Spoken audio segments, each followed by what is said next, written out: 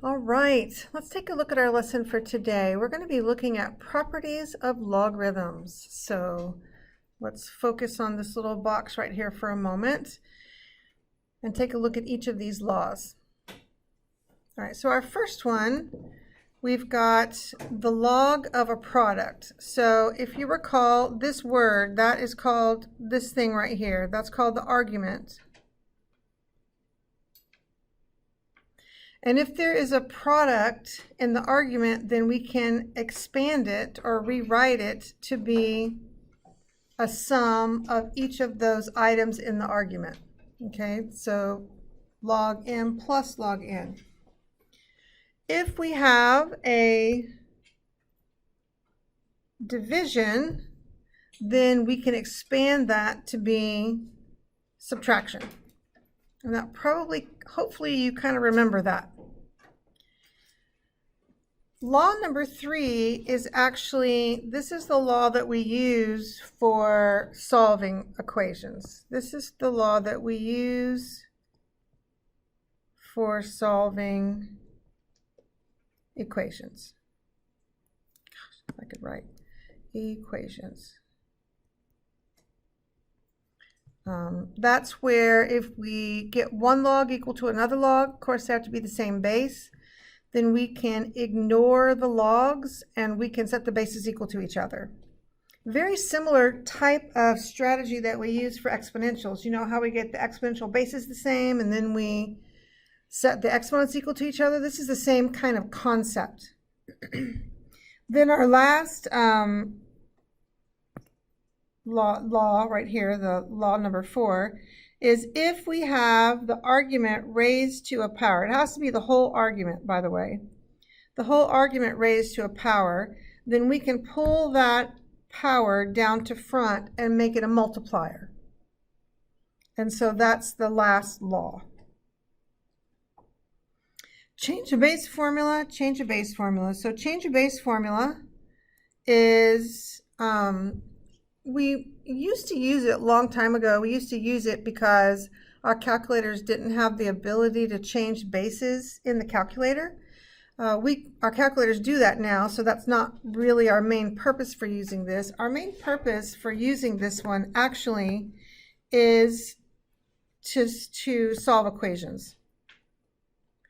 Okay, we use this for solving equations. Why would we need it? We would use it to make the bases the same.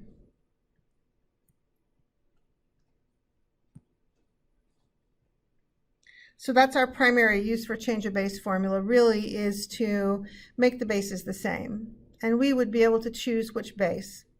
If you notice, the way that the formula works is the argument becomes the argument of the numerator, and the base becomes the argument of the denominator. That's kind of the way that that works.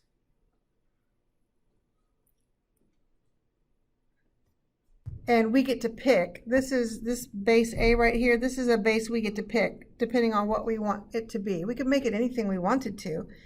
It could be base 5 if I wanted. I mean, it could be base E. It could be any base. That's going to be dependent upon what we want to do with it. All right, so that is an overview of all of our properties. Are there any questions about any of those properties? Okay. So let's take a look at the first one. They want us to evaluate, and let's remind ourselves what that word means. I hope, you know, math has a lot of vocabulary in it. And if you don't know what the word means, it's going to be really hard to figure out what to do. Like, for example, if it says factor, if you don't know what a factor looks like, then you're going to have a hard time factoring. Evaluate. If you don't know what evaluate means, you're going to have a hard time figuring out what to do. So evaluate typically means find a numeric answer.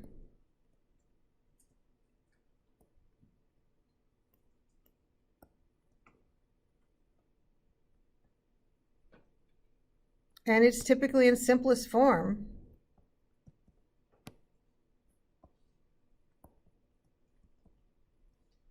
And that's what the word means. And we've talked about that word before. I'm sure we will talk about it again. So we look at log base 4 of 2 plus log base 4 of 32, and we're like, I mean, I know those are numbers, but what in the world are those numbers? I mean, I don't know. Let's work at changing the way it looks, simplify it. So let's see, we've got same bases, and those are being added. So what we can do is we can actually go backwards. If we look at this, see how we have the same bases and they're being added? We can actually go backwards and condense it. So we can go from them being added to them being multiplied. So this would turn into be log base 4 of 2 times 32. Okay. Now that is some kind of number. I don't really know what it is right now because who knows what log of different things are. I don't know. So what I typically do, and we talked about this a few lessons ago, is I typically set this equal to some variable. It doesn't really matter. I mean, I usually use x just because, I don't know, I like x, but you could make it anything. And then we convert it to an exponential. So then I would have 4 to the x equals, let's see, 32 times 2 is what, 64. And now that puts us on a lesson that we did previously where I have exponentials. What I want to do is solve the exponential, so I need the bases to be the same. So I'm going to use my rewriting technique. Okay, so I know that 64 is 8 squared. Okay, I know that. Okay, that rewrite has not gotten me where I want to go yet. So I can't really make 8 4 to the something, but I can bring it down to 2s. It looks like I'm going to have to bring both sides down to base 2. So again, this is a matter of rewriting. We're not multiplying through by anything. We're simply rewriting. So 4 can be written as 2 squared, and 8 can be written as 2 cubed. Okay, so those are perfectly fine. And if we recall from, oops, that's an x. So if we recall from our work with exponentials, we can ignore the bases and set the exponents equal to each other. So I have 2x equals 3 times 2, which is 6, or x is 3. Okay, and so basically this expression right here, that whole weird looking thing actually is just a 3, and that's what it equals. And that's what they meant by evaluate. Just simplify it and figure out what's going on. Okay, let's take a look at number B. I have two B's there. So I guess we'll make this one B right over here. And then I'll make this one, this is C. Okay.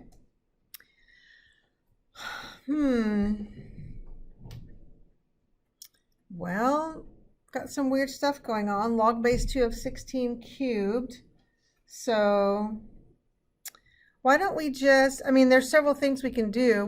I could pull this 3 down in the front if I wanted to, but that really wouldn't get me any closer to figuring out what that number is. I could do that. Instead, since it's all nice and compact, I'm just going to set it equal to x, and I'm going to convert it and see if I can make some headway that way. So remember the whole circly thing, this base to the opposite side equals the argument. Remember that whole thing? So 2 to the x equals 16 cubed. Okay, all right, we can do this. So 2, I can't really rewrite that as much, so we'll just focus on the 16. So 16, let me see, I bet I can bring that down to 2's, can't I? Oh, I'm doing my factor trees. Y'all know I love factor trees. Let's see, it looks like 16 is 2 to the 4th power. So I'm going to rewrite 16 to be 2 to the 4th. Okay, so then I forget about the bases and I say x is 4 times 3 is 12. Okay, is everybody okay? So basically this weird looking log base 2 of 16 cubed is simply 12. Isn't that a very interesting way to write 12, right? What if you came up with like interesting ways to write 24? I mean, okay, I know, I'll stop. I know that sounds weird, but we could do fun stuff. So, oh, I know why that's a B, because it goes with number 2. There we go. All right, so what do? We evaluated, that's what we did first, which means find, you know, an answer, a numeric answer in simplest form. Here we're going to expand. So if we look at our rules up here, expanding is obviously going to the right side, right? We're going to pull everything apart. Okay, so what order do we pull things apart in? Well, if I've got a product here, which I do, I need to pull the product apart first before I do anything with exponents, because this exponent rules means that there needs to be an exponent to the whole argument, not just these little guys right here. So I can't really do exponents right now. I'm going to have to separate it first by law number 1. So let's separate it first by law number 1, log base 5 of x cubed plus log base 5 of y to the 6. Okay, so that's good. Now I have, if you will, these exponents right here that are attached to the argument. Now I can do law number 4. I can pull that exponent down to the front.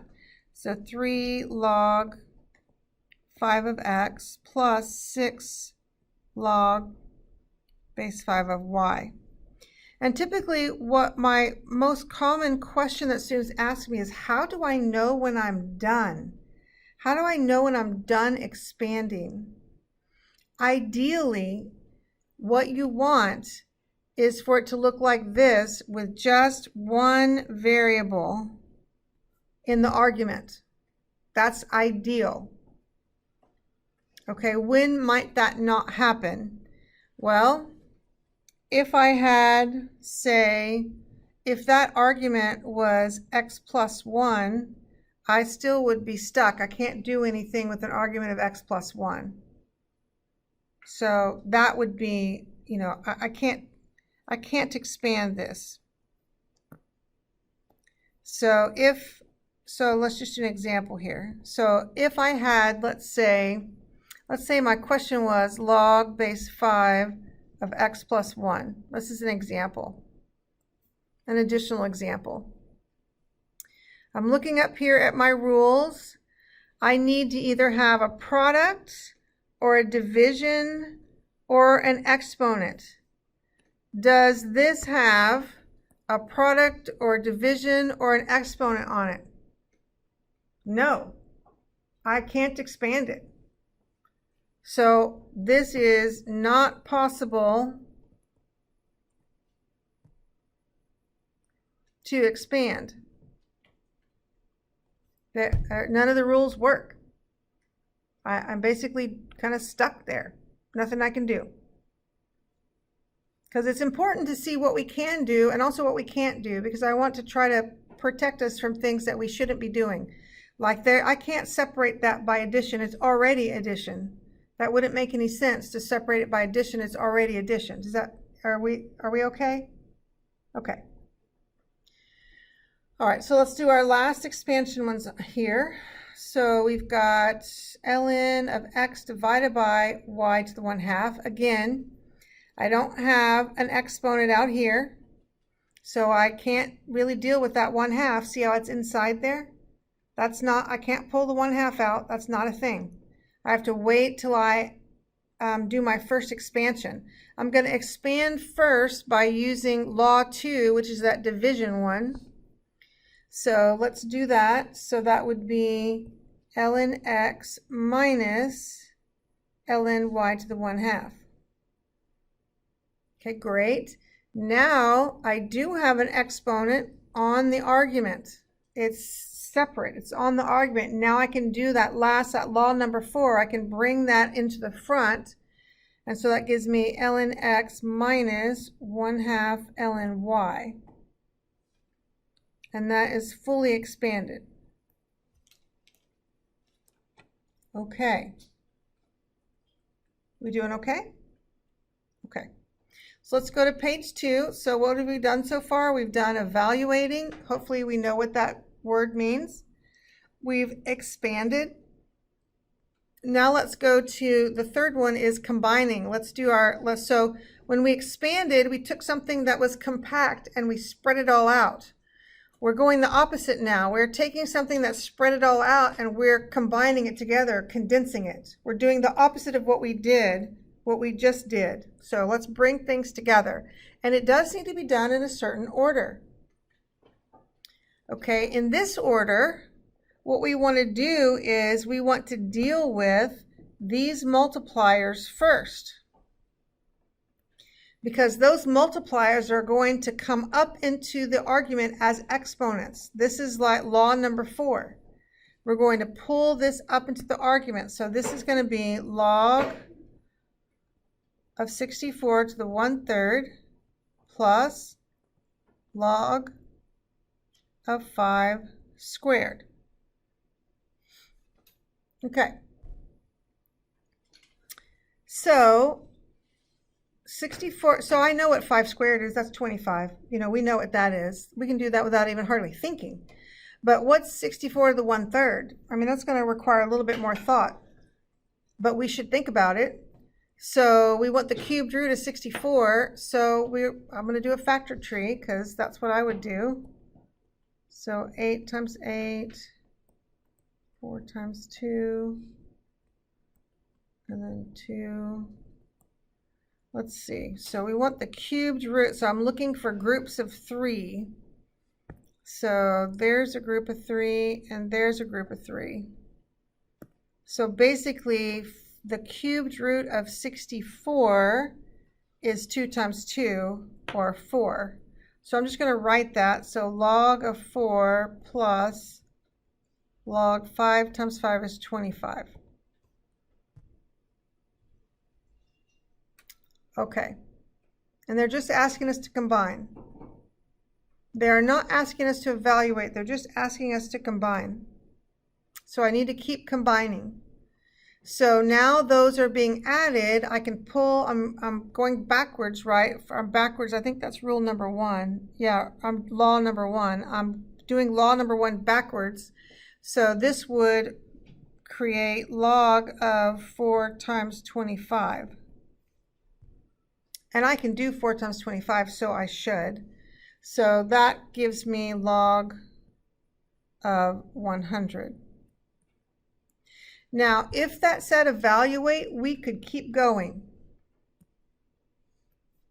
because that's log base 10 of 100. That is, we could keep going, you know, set it equal to x and keep going, but it didn't ask us to evaluate. It just asked us to combine. Okay, so we've combined it as much as we can. Is everybody okay with that?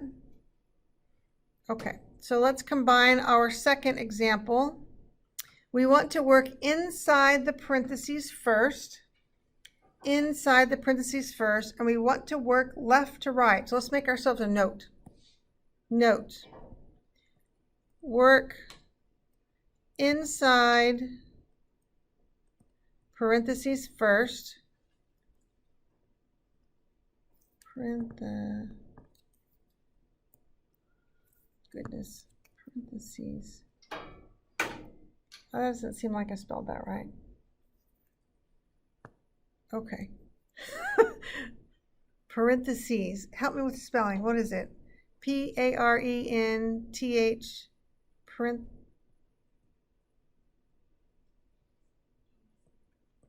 Is that right? Is that it with the I-S, you think? Yeah. Okay. Cool. Thanks. We're going with that. I mean, I'm sorry. Spelling is not my thing. I'm a math person, right? That's okay. I get a pass, right? I get a pass. A spelling pass. Work inside parentheses first. We need to do that. Then work left to right.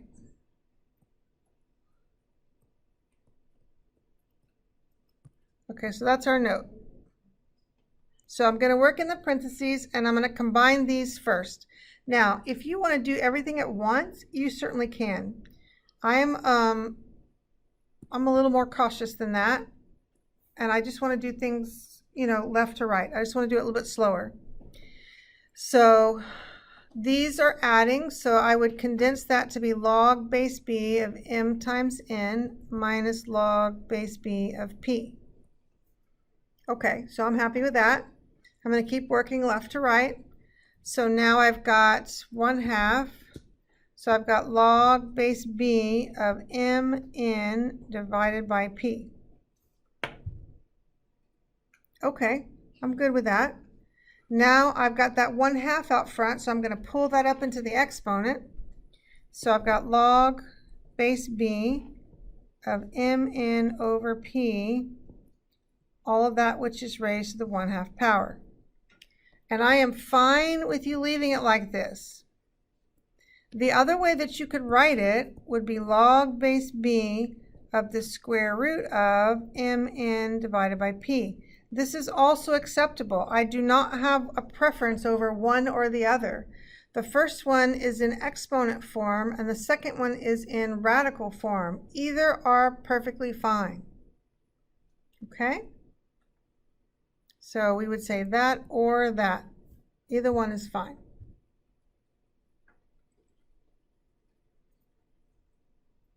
Okay. Now for the strange problem. Is everybody okay? All right, so this one we really didn't do last year, this whole change of base and that craziness right there. Okay, don't y'all love that when it's just like, oh, I don't want to go there, I want to go somewhere else. Okay, I want you to be here. There we go. Notice that we've got 3 different bases. We've got base 2, base 4, and base 16. 3 different bases. My recommendation is, so let's just write this note up here. So what are we doing? We need bases to be the same. That's what we need. Okay? So here's my recommendation. So choose a base that would be most convenient.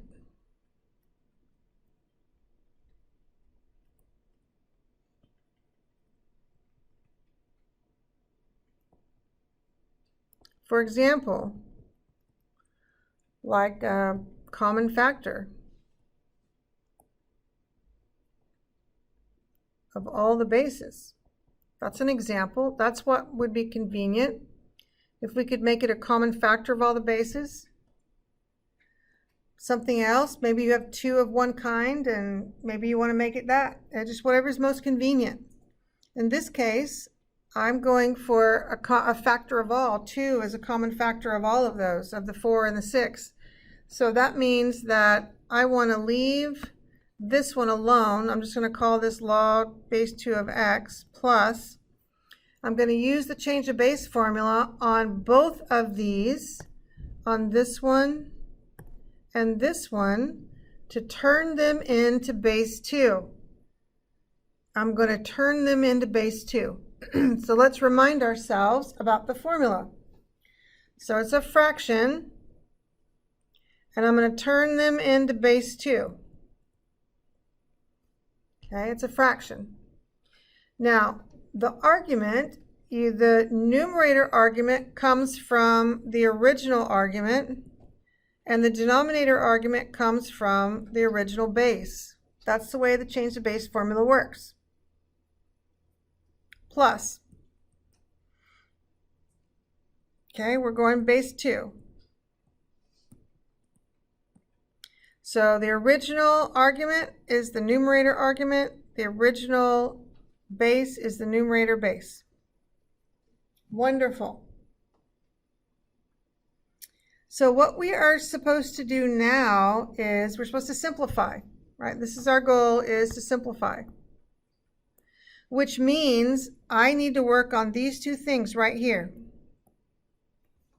because log base 2 of 4 is some number, some more simple number, and log base 2 of 6 is some simple number. We've got to figure out what those simple numbers are.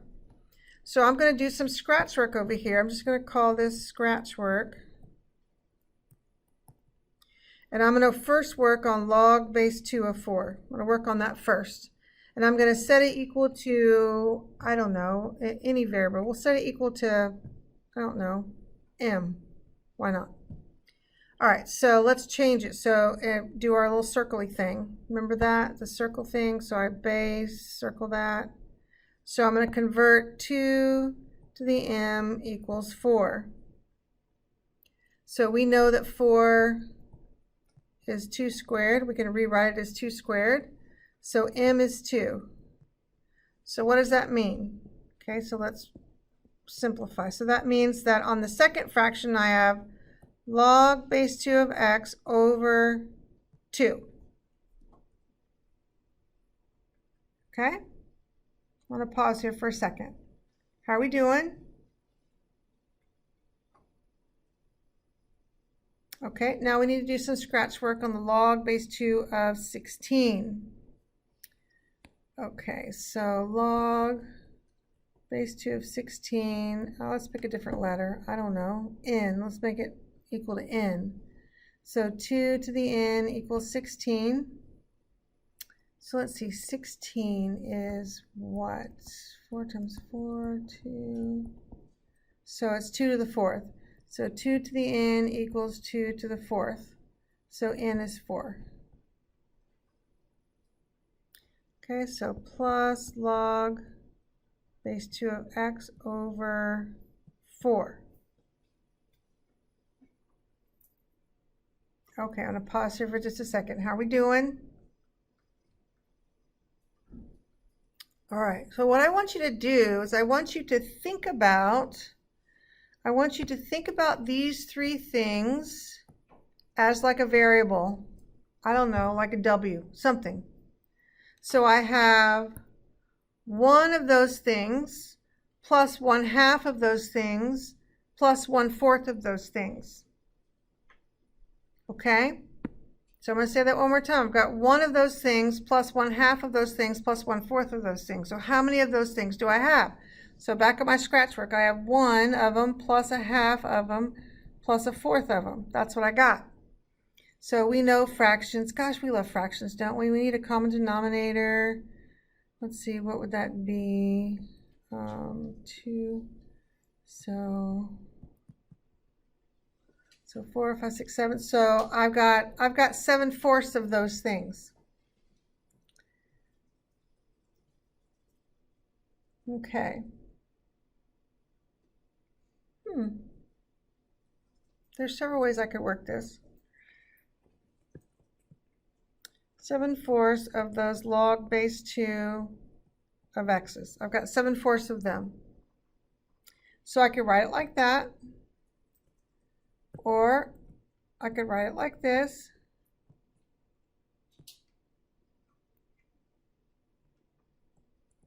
Either of those is fine. And there's even another way that I could work that.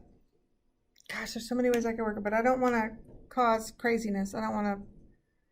There is another way to work that, and if you want to talk to me about it, that's fine, if you can think of another way. But I just kind of want to leave it as that. Is that all right? It gives you one way to work them. Okay.